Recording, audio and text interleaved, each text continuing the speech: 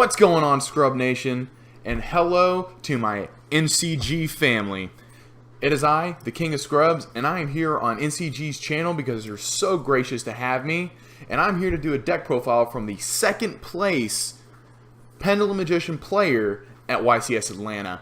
So I'm going to just go ahead and jump right into it so I can talk a little bit about the deck and get you back on your way so you can start surfing the interwebs like you do. So first off, he had two Ash Blossom and Joyous Spring. It's really decent hand trap. I'm assuming he played it just because it was good against most things, but not good against everything. Astrograph Sorcerer, probably the most broken card in the entire deck, honestly, other than Electromite. But he played 3 Black Fang Magician, 3 Chronograph Sorcerer.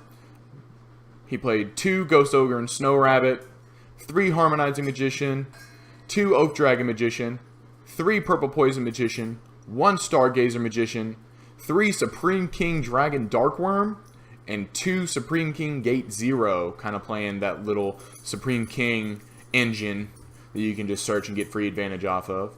He played 1 Time Gazer Magician, so he has both the Stargazer and the Time Gazer for his Chronograph and Astrograph. He played 3 Wisdom Eye, and the pro tech that I thought was awesome was the Zhangxi Magician. This card's actually really good, and it hasn't really been seen in a while, so I'm going to go ahead and talk about it for a real sec. So the Pendulum effect says once per turn, you can target 1 face-up Xyz monster you control. This turn, you can use it as an Xyz material for an Xyz summon using its rank as if it were a level, even if this card leaves the field.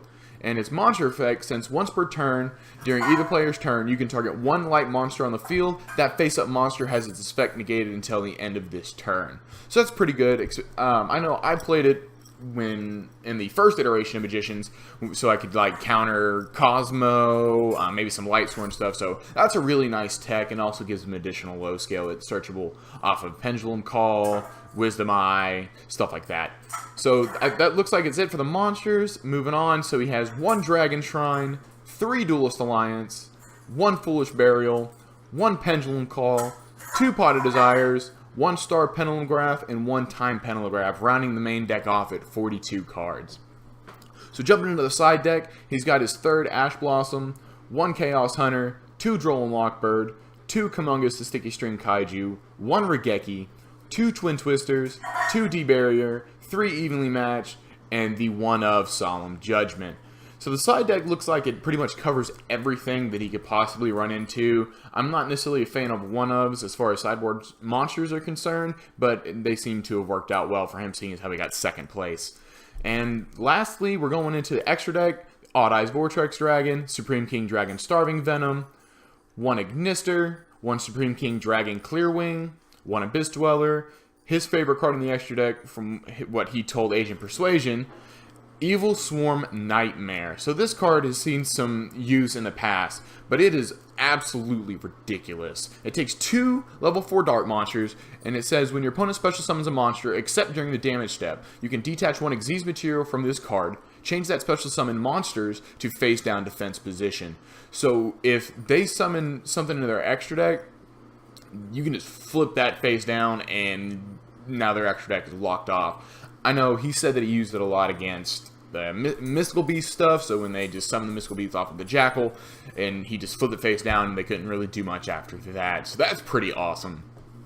He played the 1 Naruto, 1 Odd Eyes Absolute Dragon, 1 Tornado Dragon, 1 Borlode, 1 Decode Talker, 2 Heavy Metal Foes Electromite, obviously the best card, you know, in the extra deck, in my opinion, because it just gets all your stuff going. 1 Underclock Taker. Shout out to him because he wanted this card to be the next ulti, and that's kind of awesome. And the last card in his extra deck was Zephyra Metaltron.